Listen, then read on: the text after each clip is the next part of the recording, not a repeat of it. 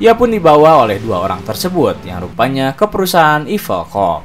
Ia pun langsung disambut oleh Tyrell yang mengatakan, "Selamat sore, Elliot." Bonsoir, Elliot. Halo sobat, pintu teater 1 telah dibuka. Gimana nih kabar kalian setelah selesai nonton series Shooter? Ngomong-ngomong, Mimin udah nyiapin series baru nih yang bakal Mimin bahas. Jadi series ini berjudul Mr. Robot, di mana series ini menceritakan tentang seorang ahli komputer yang bernama Elliot Alderson. Ia bekerja sebagai security hacker di perusahaan yang bernama Allsafe. Ia juga mengalami kegelisahan sosial, diantaranya seperti depresi klinis dan sedikit mengalami paranoid serta delusi. Suatu hari, ia harus menangani sebuah perusahaan yang tengah diretas oleh suatu komunitas. Di sini Elliot berusaha menghilangkan virus-virus yang hacker simpan di perusahaan yang tengah ia lindungi. Namun, permasalahannya adalah hacker ini justru mencoba mengajak Elliot untuk bergabung dan menyerang perusahaan terbesar di Amerika. Bagaimana tanggapan Elliot? Tanpa menunggu banyak lama, mari kita mulai intronya.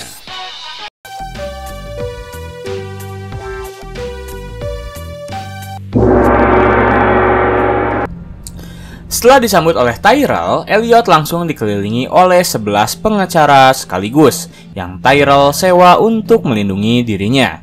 Namun, tujuan dan maksud Tyrell membawa Elliot ke hadapannya adalah bukan untuk menyalahkan atau memarahinya atas penangkapan yang baru saja menimpa direktur mereka, yaitu Colby. Tyrell pun menyuruh seluruh orang yang berada di dalam ruangan untuk keluar terlebih dahulu dan meninggalkan ia bersama Elliot. Setelah seluruh pengacara itu keluar, Tyrell justru langsung berterima kasih pada Elliot karena telah membuat Colby dipenjara.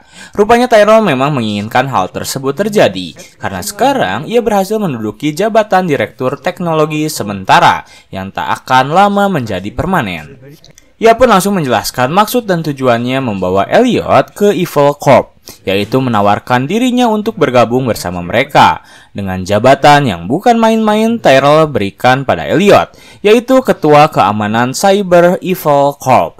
Tyrell pun menjanjikan sebuah jaminan pada Elliot. Jika ia bergabung bersamanya, maka 5 tahun ke depan ia akan menjadi jutawan. Jutawan dolar ya. Masih tak percaya dengan apa yang baru saja terjadi, Elliot pun menjawab jika ia akan mempertimbangkan hal tersebut terlebih dahulu. Dan hingga akhirnya ia menolak tawaran tersebut dengan alasan masih nyaman dan bahagia di perusahaan yang sekarang ia tempati, yaitu Allsafe. Tyrell tak memaksa dan ia berkata jika setidaknya ia sudah menawari pekerjaan tersebut. Kemudian Elliot pun pergi diantar oleh salah satu pengawal Tyrell. Saat ia akan turun, pengawal tersebut memberi kartu nama Tyrell jika sewaktu-waktu Elliot berubah pikiran, maka ia bisa menghubunginya. Ia pun tiba di apartemen miliknya dan melihat Shayla yang baru saja turun dari sebuah mobil.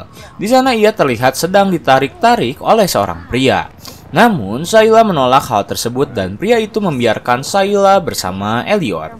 Setelah bertemu, Elliot pun meminta kembali obat pada Shayla. Tetapi, hal tersebut ditolak karena Shayla sudah berjanji tak akan lagi memberikan barang tersebut padanya. Namun tampak Elliot terus merayu Shayla dengan iming-iming ia membutuhkannya. Hingga akhirnya Shayla pun mau memberikan obat tersebut pada Elliot dengan syarat itu adalah yang terakhir. Kemudian ia pun langsung menyalakan komputernya untuk mencoba meretas akun milik Tyrell, yang nampaknya tak menjadi sebuah hal yang sulit bagi Elliot. Tetapi saat berhasil meretas, ia tiba-tiba langsung dihujam beberapa ketakutan. Karena bisa saja Tyrell sudah mengetahui jika ia akan diretas. Akhirnya karena takut, Elliot pun langsung menghapus seluruh akses miliknya. Bahkan ia menghanguskan chip memori yang berisi data-data komputer miliknya hingga tak tersisa. Keesokan harinya ia kembali bekerja seperti biasa dengan kondisi dirinya yang sedikit overdosis akibat obat yang ia konsumsi semalam. Saat ia sedang bekerja, tiba-tiba ia dipanggil oleh Gideon yang berencana untuk menaikkan gajinya. Elliot berkata jika ia tak membutuhkan hal tersebut, tetapi Gideon tetap bersikeras. Lalu ia meminta Elliot untuk menjelaskan tentang sebuah file DAT yang ia ubah. Elliot yang kebingungan berkata jika Gideon tak mengenal dirinya lebih jauh. Akhirnya Gideon mengalihkan pembicaraannya dengan berbincang tentang F-Society yang bekerja untuk Colby. Mendengar hal tersebut, Elliot pun bertanya apa maksud Gideon. Gideon menjelaskan jika F-Society mengancam akan mencuri semua data milik Evil Corp jika FBI tak membebaskan Colby. Ia pun memperlihatkan video anonim dari F-Society yang sedang membicarakan ancaman tersebut. Setelah selesai bekerja, ia langsung kembali ke apartemennya dan melihat pintu apartemen miliknya telah terbuka. Ia pun langsung berhati-hati karena khawatir jika pengawal Tyrell akan kembali mengganggunya. Tetapi bukan pengawal Tyrell yang ia temui, melainkan Shayla yang tengah menumpang mandi. Ia pun langsung menyuruh Shayla cepat-cepat membereskan urusannya. Lalu setelah selesai, Elliot menitipkan Flipper pada Shayla. Karena di luar sudah ada salah satu anggota dari F-Society menjemputnya. Mereka berdua pun pergi menaiki kereta. Di sana Elliot bertanya mengapa wanita tersebut mengetahui tempat tinggalnya. Wanita tersebut menjawab jika hal itu bukanlah urusan yang sulit baginya. Kemudian ia menyadari jika seseorang tengah mengintainya. Ia pun langsung menarik Elliot untuk segera pergi. Tibanya di markas, Elliot langsung mendapat tepuk tangan dari semua anggota F-Society atas keberhasilannya menggunakan Evil Corp. Ia mendapat beberapa ucapan selamat dari anggota F-Society. Bahkan salah satu anggotanya langsung menjabat tangan Elliot yang membuat ia terkejut. Setelah semua berkumpul, kemudian mereka mulai membahas proyek terbaru mereka yang bernama Steel Mountain. Pemimpin F-Society menjelaskan terkait proyek terbaru mereka, di mana ia ingin meledakkan pabrik Comet yang berada di sebelah Steel Mountain. Hal itu karena Steel Mountain merupakan pusat dari penyimpanan data perusahaan-perusahaan besar yang termasuk favorit semua orang. Ya, perusahaan itu bernama Evil Corp serta beberapa perusahaan lain. Elliot mencoba memperingatkan pemimpin F-Society bahwasanya perusahaan Evil Corp telah menyiapkan keamanan dengan status sangat tinggi setelah peretasan yang baru saja mereka alami. Namun, pemimpin F-Society seakan tidak peduli dengan hal itu, karena jika mereka berhasil mencuri seluruh data Evil Corp, maka mereka akan mengetahui hal-hal menarik, seperti tindakan rasisme, seksisme, fasisme yang dilakukan para pemimpin mereka, dan banyak isme-isme lain yang akan Elliot ketahui nanti. Kemudian ia menjelaskan tugas yang akan Elliot emban, yaitu ia akan menggunakan izin keamanan Allsafe untuk meretas perangkat kontrol Comet, serta meningkatkan tekanan hingga menimbulkan ledakan pipa gas. Mendengar tugas yang pemimpin F-Society berikan untuknya, Elliot langsung menolak hal tersebut, karena itu bertentangan dengan paham yang ia anut. Ia pun langsung memutuskan pergi dari komunitas F-Society dan mengatakan jika dirinya sama sekali tak akan terlibat dalam proyek tersebut. Sebenarnya pemimpin F-Society sudah mencoba meyakinkan Elliot jika ini adalah bagian dari perang, karena mereka akan berperang dengan para konglomerat yang melakukan tindakan kejahatan. Namun tetap saja, Elliot tak memperdulikan hal tersebut dan memantapkan keputusannya untuk pergi dari komunitas F-Society. Setelah ia pergi, Elliot pun langsung mempunyai pikiran untuk melaporkan apa yang baru saja ia dengar dan lihat. Tetapi dirinya masih ragu-ragu karena bisa saja dirinya ikut terlibat. Akhirnya ia memutuskan untuk menunda hal tersebut dan kembali ke apartemennya. Saat ia datang, ia melihat seorang pria tengah menghisap obat yang ia racik sendiri dengan tenang di apartemen milik Elliot.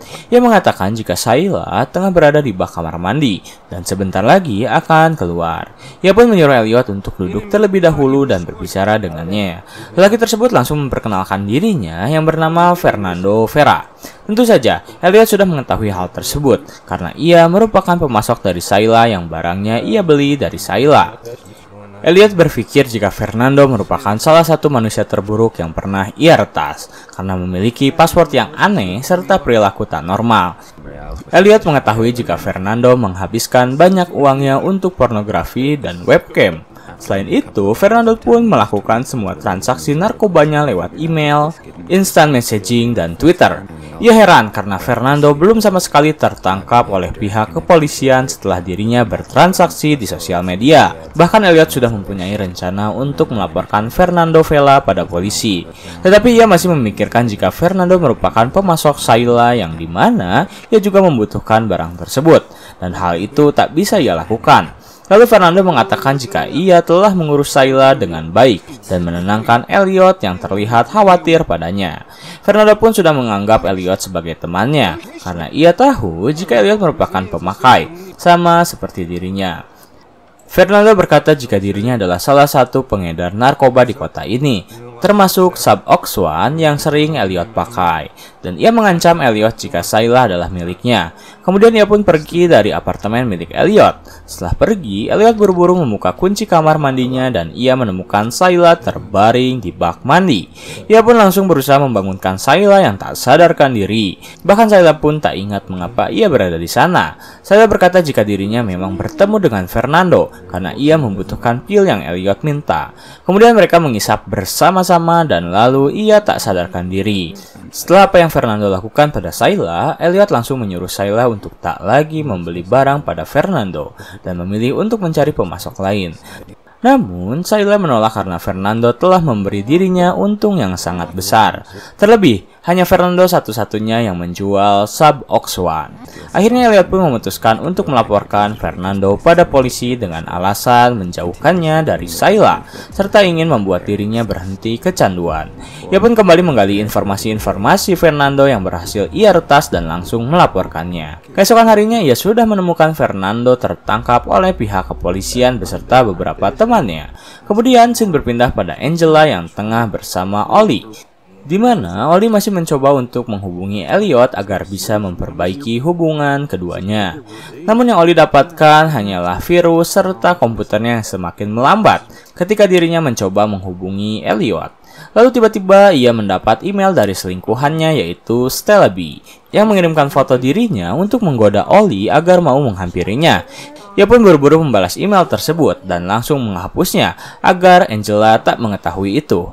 Setelah terhapus, ia pun langsung berdalih pada Angela jika temannya yang bernama Fred mengajaknya minum di Arizona. Ia pun meminta izin serta berpamitan pada Angela. Padahal di satu sisi, seorang hacker berhasil meretas laptop milik Ollie dan ia berhasil masuk ke dalam kamera laptop Ollie yang menghadap Angela.